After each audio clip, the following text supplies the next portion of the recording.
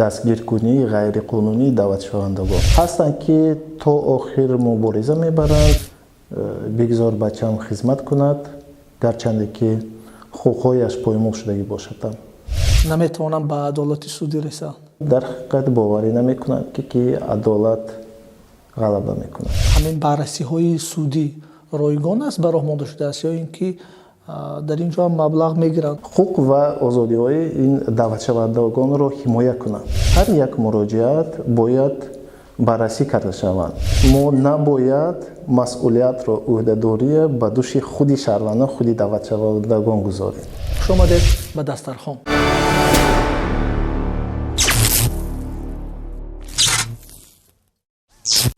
салому алайкум, бо шумо ҷамшеди Маъруф. хуш омадед ба дастархон. маъмулан дар рӯи дастархон таом мехӯрам, вале дар як вақт бисёре аз масъалаҳои муҳим ва суҳбатҳои хос маҳз сари дастархон сурат мегиранд. дастархон аз аввалин подкастҳои тоҷикӣ дар Тоҷикистон аст ки дар он ҳама чиз ва барои ҳамагон мавриди баррасӣ қарор дода мешавад. фасли аввали подкасти мо доир ба сабаби омилҳои сарбозшикорӣ ва ё облаваи ҷавонон ба хизмати ҳарбӣ бахшида шудааст.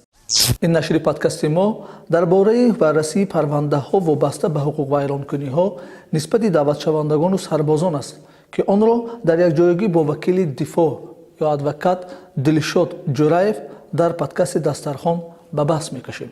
хуш омадед Дилшод. салом. шумо ки бо парвандаҳои вобаста ба нақси ҳуқуқӣ гуфтан мумкин аст ки даъватшавандагону сарбозон зиёд кор мекунед. мегуфтед ки дар робита ба ин масъала бештар аз чӣ шикоят мекунанд? албатта бештари муроҷиатҳо қариб ки агар гӯем ки қариб ҳамаи муроҷиатҳо оиди дастгиркунии ғайриқонунии даъватшавандагон, ҷавононе ки синнашон ба синни даъватӣ расидааст, яъне ба қавле ки мо мегӯем облава. яъне ин маънои онро дорад ки тартиби муайян кардаи аз тарафи қонунгузор оиди даъвати шаҳрвандон ба хизмати ҳарбӣ риоя карда намешавад. яъне супоридани даъватнома ва танҳо баъд аз ташкил кардани комиссияҳои даъватӣ чӣ дар ноҳия чӣ дар миқёси вилоят ва ҷумҳуриявӣ, қабл аз таъсис додани ин комиссияҳо ҳолатҳо мешавад ки ба даъватшавандагонро аллакай ба комиссариатҳои ҳарбӣ мебиёранд. хуб ҳамин ҳодисаҳо бештар дар шаҳр мушоҳида мешавад ё ин ки дар ноҳияҳо? фарқ надорад, дар ҳама ҷо, ҳам дар ноҳияҳо мебинем ин ҳолатҳоро ва ҳам дар шаҳр. умуман тамоюли нақси ҳуқуқҳои даъватшавандагону сарбозон ба назари шумо коҳиш ёфта истодааст ё сол аз сол меафзояд? ба ин суол як ҷавоби дақиқам вуҷуд надорад, барое ки ман ки дар ин соҳа 10 сол боз кор мекунам, фаъолият мебарам. буд солҳое ки кам шудагӣ буд ин гуна қонуншиканиҳо ё вайрон кардани тартиби даъвати шаҳрвандон, вале дар солҳои охир ин дар сатҳи як хеле рафта истодааст, яъне на коҳиш ёфтаасту на кам шудааст. ин танҳо ман аз ҷиҳати таҷрибаи худам гап мезанам, аз таҷрибаи муроҷиати шаҳрвандон ба ман ҳамчун адвокат. яъне шояд барои дигар шояд камтар шудагӣ бошад, шояд зиёдтар шудагӣ бошад, вале наметонам, вале аз рӯи таҷрибаи худам дар сатҳи як хел. лекин яъне агар хулоса карда гӯем аз нуқтаи назари шумо, яъне чунин шева дар Тоҷикистон ҳанӯз ҷой дорад, яъне облава. хуб аз рӯи таҷриба онҳое ки даъво доранд ҳуқуқҳояшон нақс шудааст, қазияро то охир мебаранд ё шояд ҳастанд ҳолатҳое ки бо таъсири ин ё он омил аз даъвояшон даст мекашанд? ҳар гуна ҳастанд ки то охир мубориза мебаранд, менависанд ба мақомотҳои дахлдор ва ҳаст ҳолатҳое ки ҳангоми баррасӣ муроҷиаташон худашон аз даъвои худашон даст мекашанд. мегӯянд ки хай ҳеҷ гап шудагӣ кор шуд, бигзор бачам хизмат кунад, гарчанде ки ҳуқуқҳояш поймол шудагӣ бошад. хизмат карда 1 сол ё 2 сол хизмат карда боз ба хона меояд. яъне ба назари шумо чаро ба ин гуна фикр мебиёнд? шояд аз он ки дасткӯтоҳӣ мекашанд дар вақти баррасӣ ин гуна парвандаҳо, ё ин ки медонанд ки хоҳу нохоҳ аз оне ки даъво мекунанд наметавонанд ба адолати судӣ расанд?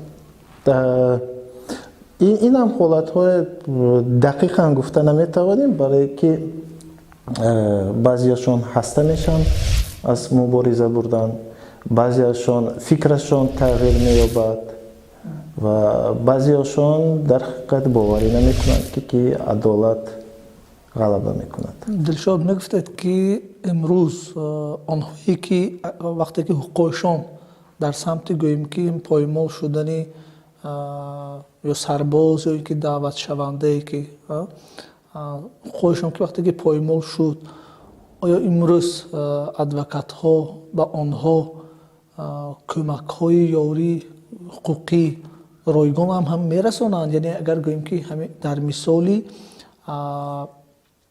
ҳамин баррасиҳои судӣ ройгон аст ба роҳ монда шудааст, ё ин ки дар ин ҷо ҳам маблағ мегиранд маслан аз кору фаъолиятшон адвокатҳо?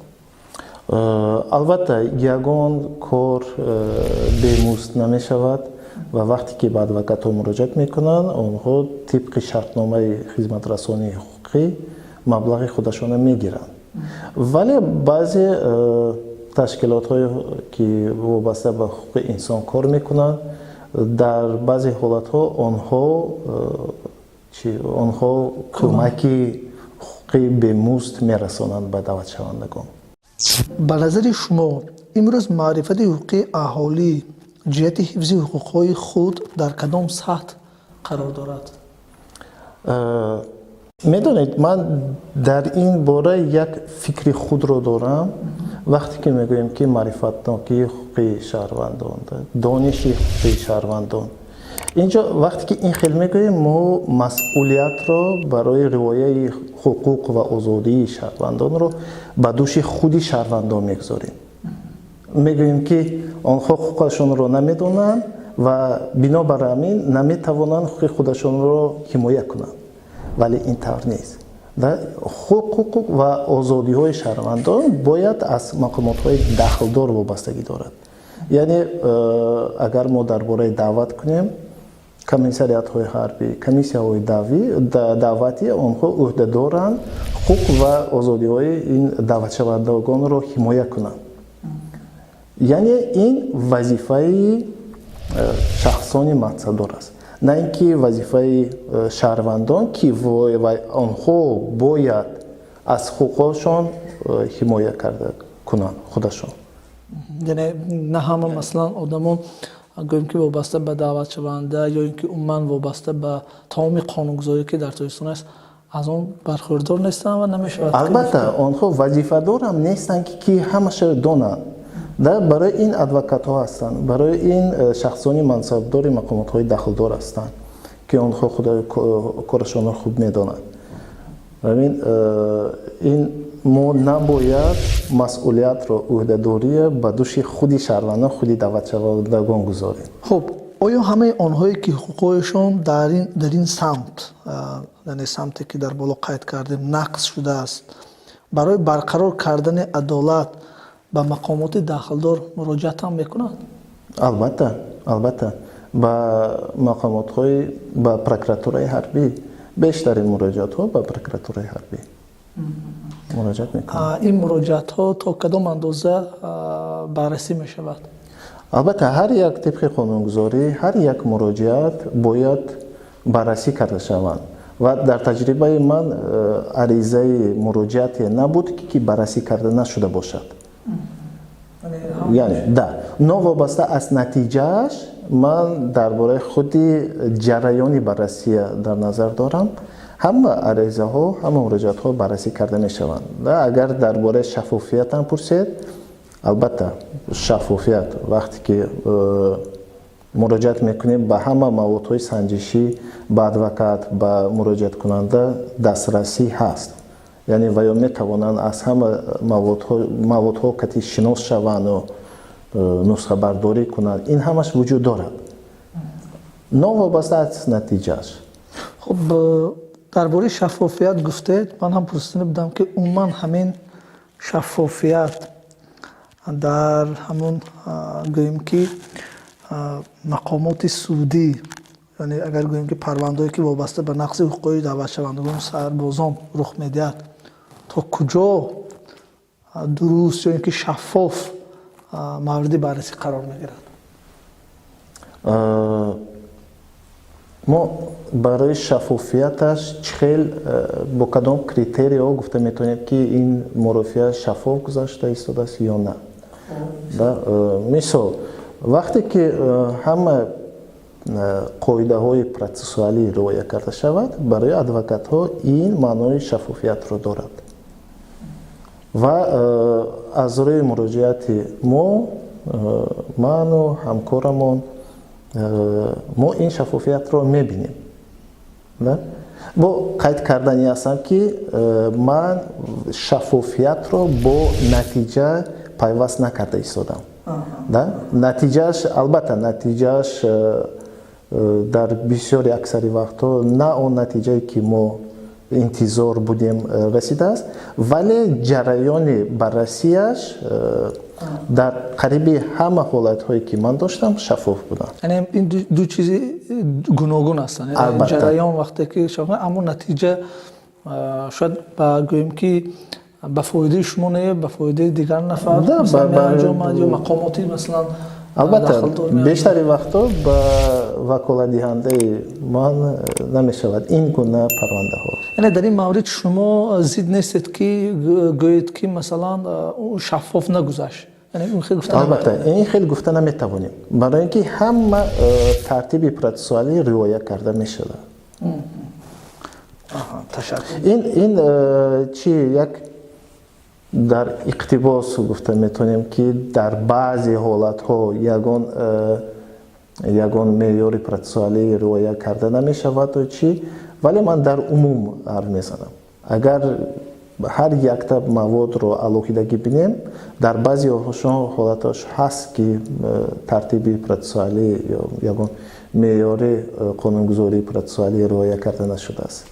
вале ин иқтибос аз қоида.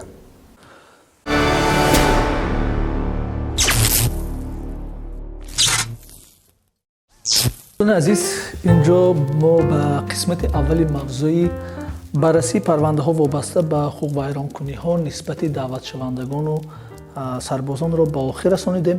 ба шумо низ ташаккур мегӯем ки моро то ба охир ҳамроҳӣ кардед. ба телеграму инстаграм мо обуна шуданро фаромӯш накунед. ҳамаи пайвандҳо дар зери ҳамин подкасти мо ҷой дода шуданд. басо хушнуд мешудем агар шумо доир ба масъалаи мазкур фикру назари худро менавиштед. то ҳафтаи дигар дар ҳамин вақту соат қисмати дуюми мавзӯи мазкурро мо мавриди баррасӣ қарор медиҳем. моро пайгирӣ намоед.